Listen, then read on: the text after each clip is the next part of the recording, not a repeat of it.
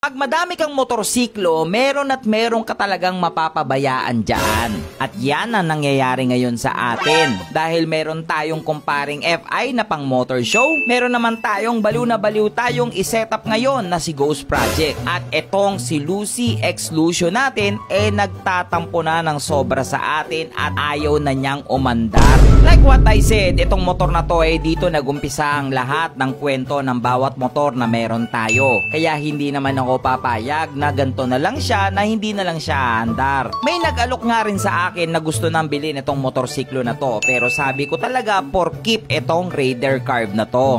Sa mga nakakaalala kay Lucy or nasubaybayan yung kwento kay Lucy, baka pwede naman makahingi sa inyo ng puso dyan. Ngayon titignan natin kung ano nga ba ang dahilan kung bakit ayaw niyang umandar. Kaya tara, samahan nyo ako. So yo, what's up mga kalusyuper natin? So again, dito naman tayo sa BCK Garage, guys. Actually, tignan mo. Tignan mo. Nag-iisang motor lang nga nandito. Okay lang yan. Ganyan talaga pag maulan. Okay? Normal yan sa mga motor shop. So ngayon, syempre, wala tayong magawa. Wala tayong masyadong customer. Puro inquiry lang tayo ngayon eh. Pero guys thank you sa online Meron tayong sales pa rin. Meron pa rin tayong sales sa online. Maraming salamat sa mga bumibili. May mga nagtatanong sa akin, ad swap lang ba tayo dito? Kasi ayokong ibenta yung mags ko eh. Gusto ko bumili.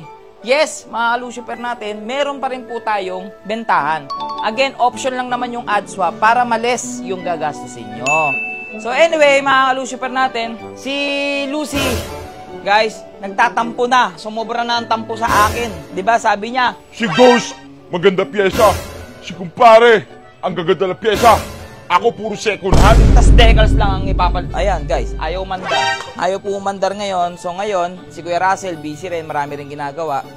So ngayon kakalikutin ni Tropang Gian natin yung yun Tapos meron na mga kalusyuper natin, paki-comment naman sa baba. Alam ko pwede rin ilasali sa loudest pipe yung mga carb type. Ang alam ko hindi lang Gen 1. Paki-comment naman sa baba paano.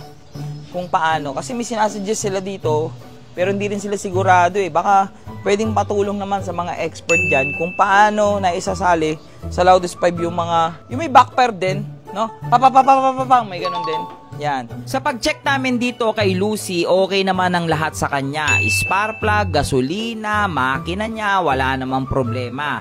Isa na lang talaga ang hindi pa namin sigurado, itong kanyang karburador. Sa mga hindi nakaabot sa karburador at ang alam na ng iba ngayon puro FI, itong Raider Carb natin, ang gamit nating carb dito is Koso na KSR. 30mm pala yung laki ng carb na to, kaya medyo may kalakihan, kaya means malakas sa gas. Kaya ngayon, susubukan nating itono at sana umandar na si Lucy. So mga kalusyuper natin, ito na yung mga for sure hindi na aware yung iba. Pero yung mga matatag lang sa motor, alam ito. Ito yung mga tinatawag na jettings. Kasi ngayon, puro sanay na kayo sa fuel injected, FI. Ngayon kasi, itong si Lucy natin, carb type pa.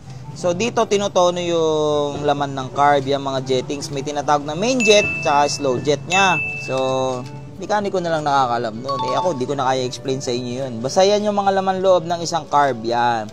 Nagaya ng main jet, slow jet, yan, floater. Ito, flat slide, may round slide. Dalawa yan.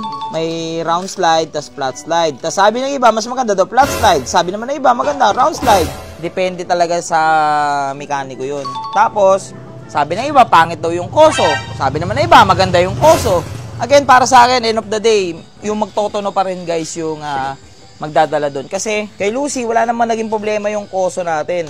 Ang problema ko lang, parang lumululok ng Gatorade itong motor natin. 200 na ito, 3 araw lang. Dito, nilinis na natin at pinalitan na rin natin yung mga fuel hose niya. At pinalitan na rin natin yung main jet and slow jet niya. Susubukan natin ngayon kung ano ang mangyayari at kung aandar na nga ba dito si Lucy.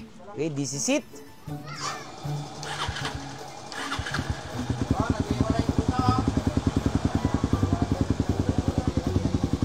So yung mga kalusyuper natin, so RPM natin, ayan idle, 1.5. Lucy, wag ka na magtampo. Please, maayos ka na. Huwag na magtampo sa akin. Tatampururot ka So syempre, road test, Lucy.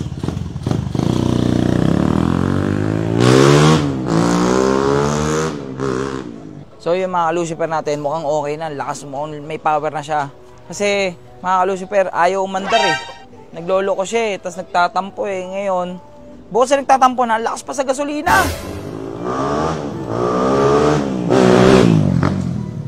Eh, Lucy! Malakas pa rin ang Raider Carb, guys. Kaya love na love ko yan. Kahit may Raider FI na tayo, hindi ko papakawalan yung Raider Carb natin. Guys.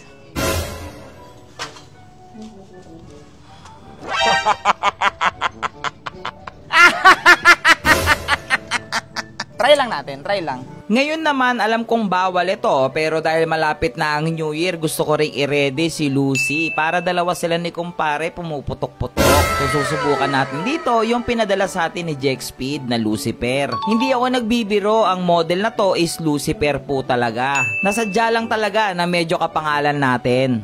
Test drive by Jexpeed. So minor niya maganda, tahimik. Okay lang, no? Hindi naman ganun kaingay. Sakto lang.